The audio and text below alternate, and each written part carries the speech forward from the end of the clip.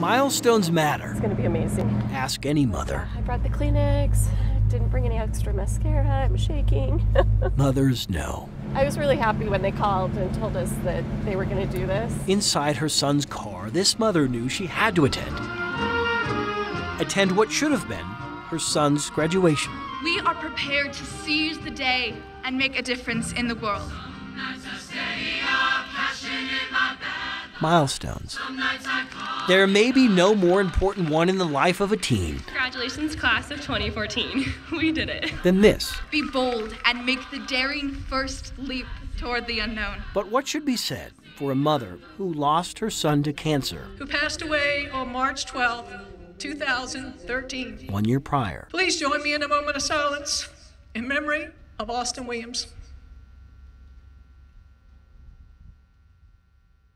Cancer robbed Austin of his life. Thunder Ridge High School believed Please rise and approach the stage. it shouldn't have to rob his mother, Daylin, and stepfather, Chris, of this. Jamie Rose Bunyan. Milestones measure Cole Carter Chalupka. progress. Austin maybe made it to 3 months of school in 3 years. Most of the time, he just did not feel well enough. Yet in the eyes of his classmates, Accepting the diploma in honor of Austin are his mother and his stepfather, Daylin and Chris. he is now a graduate nonetheless. Thank you. In a world of good and bad days, some are a mix of the two. He's here. And he's watching. I know. And he's happy. Yeah, it's just kind of closure, I guess. But it's just nice that they recognized him. Classmates, So congratulations, Thunder Ridge class of 2014. please move your tassels. You reached one more milestone I don't know how to put it in words. simply by allowing a still grieving mother to experience a milestone of her own. Chris Vanderveen, 9 News.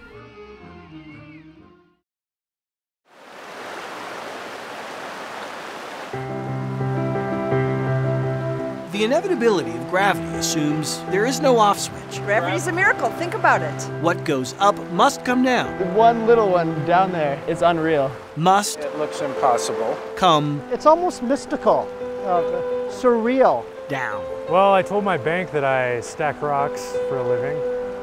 Michael Grab seeks a better life, a balanced life, Yeah, that's about it. by defying gravity, He's not cheating. one stone at a time.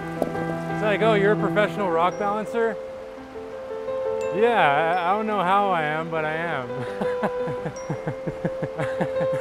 Grab's giggle. That giggle belies the fact that to some, his career is a lie. I don't see how he can do that. No tricks, It really doesn't seem possible, and it kind no of sticks, plays with your mind a little bit. no gluey sort of mix. Asked him what kind of glue he used, and he said, I don't use any glue. Ask him how many people in the world do this professionally, he'll tell you. Maybe 5. Yeah, it's a rock garden. It's a Zen rock garden. Man, it's a lot of dedication. Michael Cofield and Evan Cedreau will one day hold degrees in engineering. You must know some mad crazy physics, this guy. Yet both need not formal education to know Man, they will never learn how to engineer this.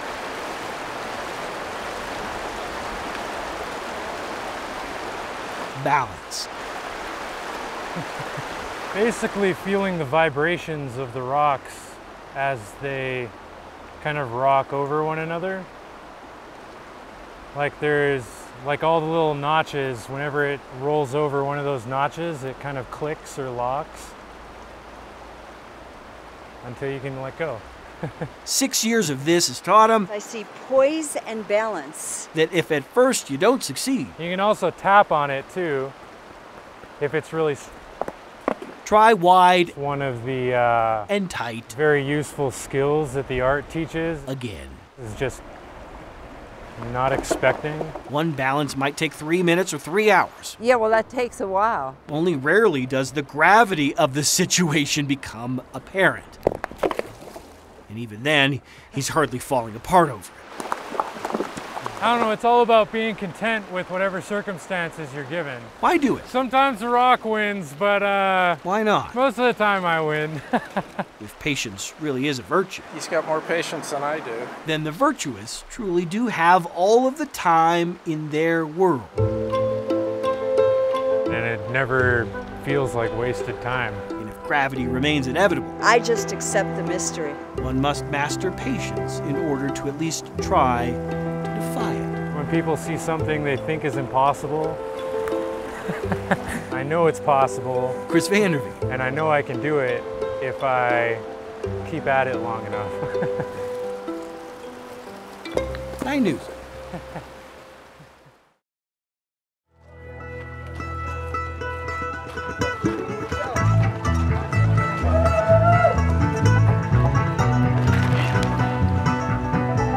It's community. There's real community here. In a town that experienced the meteorological equivalent of a massive earthquake, many consider this place the epicenter. Good morning, Rocky Grass! Planet Bluegrass. Huge for the town, huge for the town. No assigned seating. Sit wherever your legs will take you. It is my honor to welcome you all back home. Home. I think the town of Lyons is ready to just start having fun. Greg Ferguson. And so that, I think maybe in some ways this can be a kickoff for that. Calls this place home. Please make welcome the Rail Splitters! Of course, he knows not that long ago, one of his neighbors decided to break in. And this is Planet Bluegrass. Within 48 hours, totally, completely, a year's worth of rain underwater fell on parts of Boulder County. Sitting at the confluence of two normally tame creeks, Lyons faced an historic inundation. It's gone. It's underwater. Everything is gone. And evacuation of its 2,000 residents. There's no electricity, there's no wastewater, there's no telephones. A lack of effective infrastructure effectively silenced the town for 6 weeks.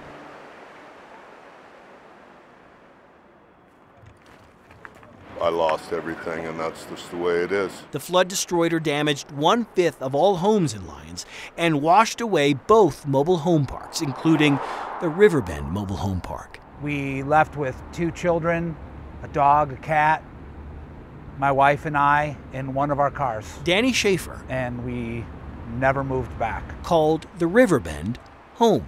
I really, really, really miss Riverbend. I really miss being there. It was a very, very special place. My name's Danny Schaefer. Nice to be playing tonight. It's almost cliche to add the adjective struggling to the word musician. Yet Schaefer knows his struggle could put many who sing the blues to shame. Well, your nose is itching in the wind. Last year has been a number of challenges and hurdles, and our rent is double from what it was. And housing is very scarce in Lyons. Scarce, as in virtually non-existent for those who survive not just day to day. Oh, and all you need is a little time alone. But gig to gig. Make some coffee and unplug the phone. It's been extremely frustrating. We're already starting to lose people that have moved on. Consider this a tale of 2 towns. The business district fought back, it feels vibrant again, but if some parts of town now know the best of times, others remain mired in the worst. Just a few blocks away from the main highway, appearances can be revealing.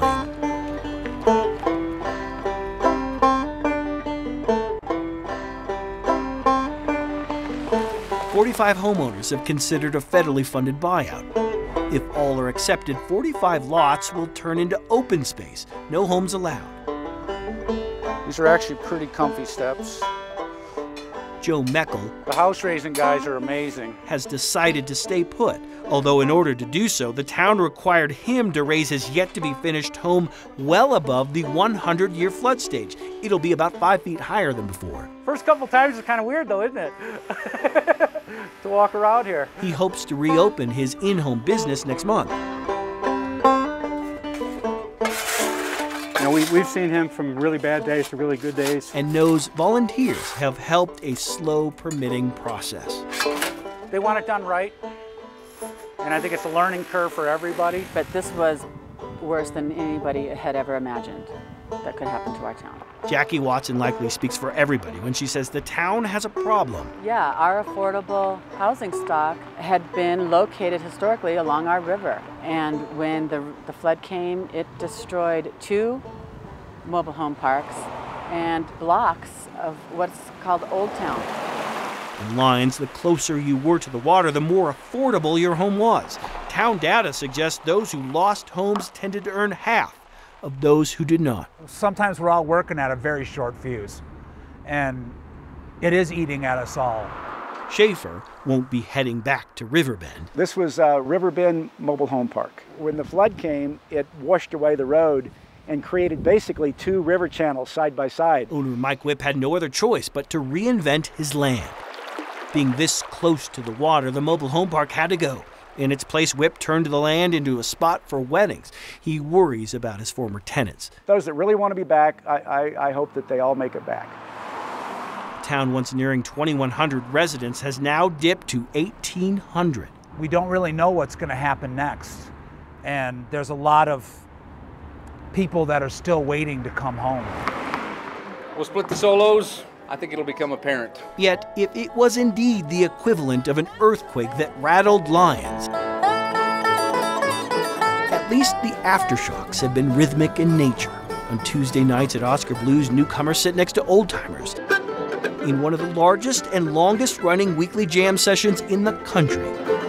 Music will always be an important part of Lyons. Thankfully, much like the water, the silence receded as well. We embrace that, and that is what we consider our small town charm, our people. Maybe in the end, it'll be enough to provide a much-needed chorus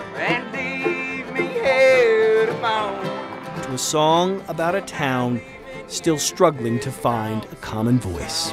And you sing it every day I'm gone. There's a lot of things at stake here. We're still hopeful. We're hopeful, aggravated, tired, and still hanging in there.